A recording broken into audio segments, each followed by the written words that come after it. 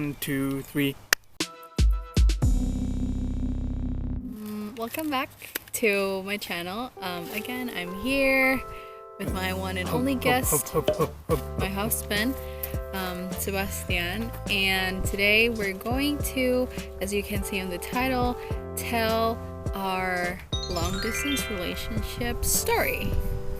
Okay. Oh, for those of you who don't know, we're married. I'm from Indonesia. He's from Sweden. We've been in long distance for as long as we can remember. Here, I just kind of want to share our long distance story from the beginning. And yeah, where did it start? I mean, we met in Bali the first time, and that was in 2015. Was it 2015? See, I'm really bad Yeah, with numbers. so that was 2015. Yeah. What was your most memorable moments in Bali with me? I think the most memorable part was One eternity later. it was a lot of memorable moments. It was a new country and new culture. I've never been to Asia like that, and Indonesia is like very different from like Europe and so on. But like most memorable moments, I don't know, there's so many. Could be driving around with you and like having these bikes like really close to like the car, Yeah. and being kind of scared of being hit by one of those bikes, or like Yeah. How about your favorite moments with me in Bali?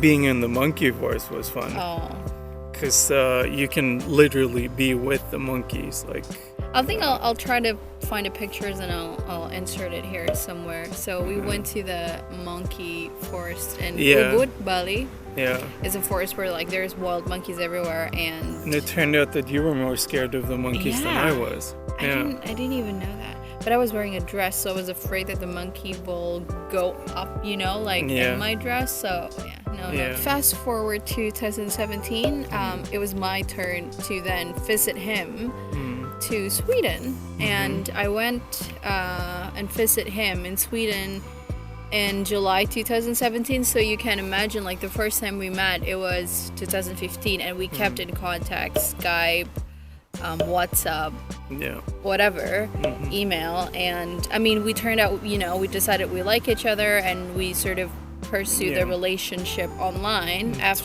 Talked pretty much every day. Yeah. And in 2017, I decided to resign from my job went to Sweden for a month, and I did it.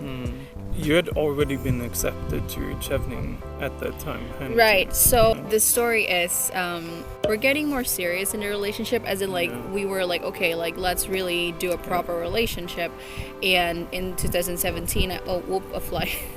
So I decided to just visit him, and because I couldn't have more than like 12 days off a year, I decided to just resign from my job and went to Sweden for a month, because Sweden is a far place. Right. And while I make that plan, I was also applying for a scholarship to continue my master's in the UK. You'd So been accepted at that time. when I bought the ticket to here, I haven't been accepted, Oh, right. but once I'm here, I already accepted. Yeah. So when I came to Sweden, I knew that I was going to continue my master's study in the UK, which is like an hour away from Sweden by plane. And then it all started 2017, 2018. We were still in long distance, but Yeah. I was in London, so it was like a closer long distance. Yeah, it was much closer, and obviously you don't have to deal with like the hour difference and stuff like that, which is quite harsh. Was that easy for you? Like that I spent a year and a half in Europe as well? Like Yeah. how many times did we visit each other? 8, I want to say. Did you really count? No, I don't it even was have- just spontaneous. I think I went there like 3 times. You went there like 4, 5. While I was living in the UK, either you come to London or Yeah. I came to Sweden. Yeah. We spent a time in Brussels also, and his mom was working at the time. So it was 2018. It was quite nice. Yeah. Yeah. Yeah. And then come another long distance. Yeah. I mean, it's always been a long distance, It's kind you of see. going back to something you dread, but yeah. Yeah, because I finished my degree at the end of 2018, and I was going back to Indonesia. Well, you were freaking out around Christmas, but I proposed to you.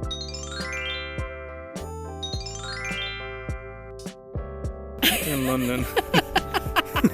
I proposed to her in London.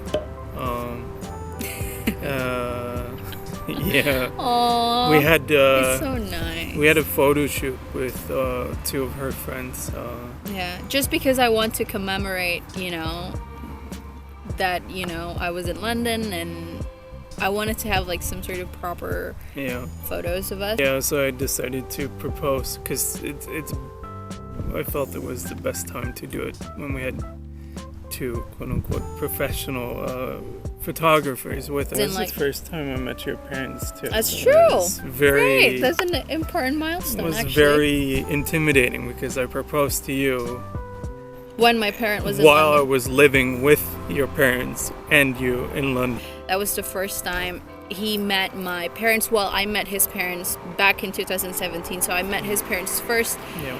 But so they met, and I think they kind of liked you. I don't know. I was too scared to notice anything. Yeah. And then come 2019. Back in long distance. I'm in Jakarta. You're in Sweden. Yeah, that was bittersweet, wasn't it? Sort of. Yeah. It was kind of hard to find yourself back in place of like a long distance relationship once you've actually been in the close proximity of each other for quite a while. It's hard, guys. It's hard. Very hard. It's hard. I mean, no matter how long you deal with long distance, it's just always hard. And because you have to find yourself back into the routine. And you have to make yourself used to not having the person around. Like while I was in London, we at least see each other maybe like once in 2 months, 3 months tops. But when I was in Indonesia, we didn't really see each other for 6 months. Yeah. Okay, so but then he came to Indonesia. June 2019. Yeah. And then we eloped. We kind of eloped, didn't we? We got married. Yeah, we did. It was sort of a spur of the moment kind of thing, wasn't it? Yeah. It was kind of like, I don't know, your mom kind of pushed towards my mom. it, and I mean, we're sure that we'll get married eventually. The maturity of our relationship, there's no doubt at all. And visa reasons and a lot of things, like it might be easier for us to just basically have the papers as soon as we can. So after we got married, you stayed in the country for maybe like 2-3 weeks. He was in Indonesia with a temporary visa. And then, I mean, he needed to go back to Sweden to deal with his studies and everything. So, and then you left again. Yeah, back to suffering. Oh my god. Yeah. It was bad. It was bad. I don't know about you, but it was bad for me. Yeah, it's always bad. Sad. Yeah. But and then I decided to again quit my job. I always quit my job for this guy. No, but I did quit my job to visit him in January 2020. So and you were going to be here for how long? 3 months. So wait, before that, so that means we were separated from August 2019 until January 2020. Yeah. It's like around 5 months. Yeah. So you see that in the whole 2019, we met for just like 2 months out of the 12 months. So it's, that was the kind of suffering that long distance couples should go through. So I've been here since January. It's July now, so I've been here for almost 7 months. Because of Corona. If you two click as individuals, then hang in there. Keep strong.